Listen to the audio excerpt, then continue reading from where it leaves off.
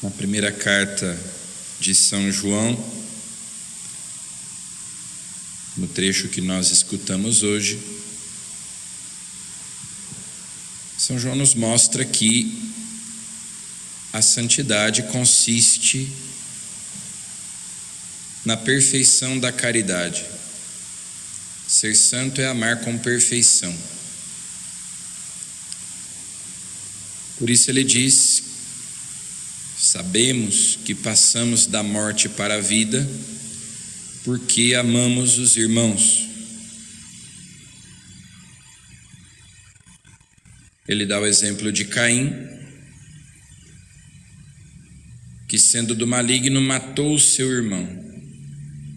E por que o matou? Porque as suas obras eram más, ao passo que as do seu irmão eram justas. Por inveja, Caim matou o seu irmão Abel. Os dois ofereceram a Deus aquilo que tinham. Abel, que era pastor, uma ovelha do seu rebanho. Caim, que era agricultor, os frutos produzidos pela terra. Deus aceita a oferenda de Abel e rejeita a oferenda de Caim, porque, como diz São João, as suas obras eram más. Abel era justo, mas Caim era ímpio. Já havia maldade, já havia malícia no seu coração. Por isso ele mata o seu irmão. E São João coloca esse exemplo como critério para saber se nós passamos das trevas para a luz, se a vida eterna habita em nós. Então ele diz: quem não ama permanece na morte. Todo aquele que odeia o seu irmão é um homicida. São João aqui, na verdade, só está repetindo aquilo que Jesus ensinou no Sermão da Montanha, quando Jesus comenta o 5º mandamento e diz que aquele que odeia o seu irmão já pecou contra o 5º mandamento, que diz não matar. Quem odeia o seu irmão, portanto, é um homicida. E vós sabeis que nenhum homicida conserva a vida eterna dentro de si. Sabemos que Deus nos ama porque Jesus deu a vida por nós, portanto, também nós devemos dar a vida pelos irmãos. Então, este é o sinal de que nós conservamos a vida eterna, de que nós conservamos a graça santificante que é a vida de Deus em nós, se nós amamos. Se nós somos capazes de amar. Se assim como Jesus deu a vida por nós, nós também damos a vida pelos nossos irmãos.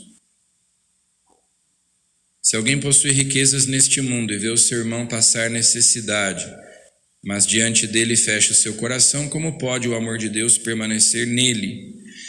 Filhinhos, não amemos só com palavras e de boca, ou seja, não bastam discursos, mas com ações e de verdade, o amor concreto.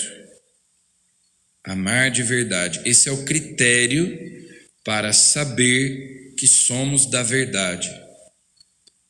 Para saber que o amor de Deus habita em nós, a vida de Deus habita em nós, que nós estamos progredindo no caminho da santidade. Ser santo é amar com perfeição. Amar cada vez mais. Não é fazer discursos bem construídos, falar bem, mas é amar com sinceridade, com verdade, com atos concretos, porque o amor não sobrevive de teorias, é prático, é concreto. Então, São João é muito concreto nessas suas palavras, como deve ser o nosso modo de viver a fé cristã. Fomos amados, somos amados e por isso devemos amar também. Essa é a obra que o Espírito Santo realiza em nós. Se o Espírito Santo é o amor de Deus derramado nos nossos corações, então, se recebemos o Espírito Santo, se o Espírito Santo age em nós, ele não faz outra coisa que não nos fazer amar. Tirar do nosso coração qualquer tipo de inveja, de rivalidade, de disputa.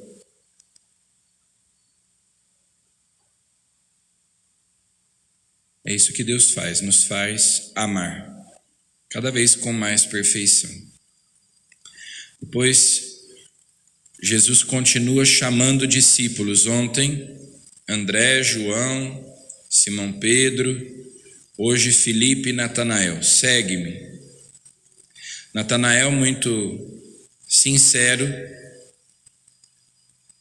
se espanta quando Filipe lhe diz que o Messias, que encontrou o Messias esperado, aquele de quem Moisés fala na Escritura, Jesus de Nazaré.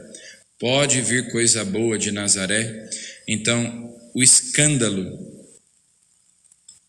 Jesus é o Messias esperado, mas é, ao mesmo tempo, o Messias inesperado. Ninguém esperava que o Messias viria desse modo. Ninguém esperava que o Messias fosse de Nazaré. Ninguém esperava que o Messias morreria na cruz. Então, talvez nós temos as nossas expectativas em relação a Deus, ao modo como Ele realiza o seu plano.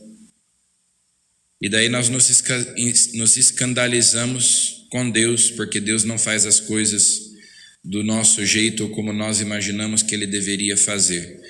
Nós que na nossa soberba às vezes pensamos, se eu fosse Deus eu faria de outro jeito, não faria desse modo. Talvez eu faria melhor do que Deus faz. Natanael se escandaliza. Pode vir coisa boa de Nazaré? Por outro lado, Jesus elogia Natanael e diz, esse é um homem, esse é um judeu em quem não há falsidade, um israelita de verdade, um homem sem falsidade. Jesus já o conhece. Antes mesmo que Filipe te chamasse, te convidasse para vir até mim, eu já te conhecia. Eu já te amava, foi por tua causa que eu vim a este mundo, para te salvar.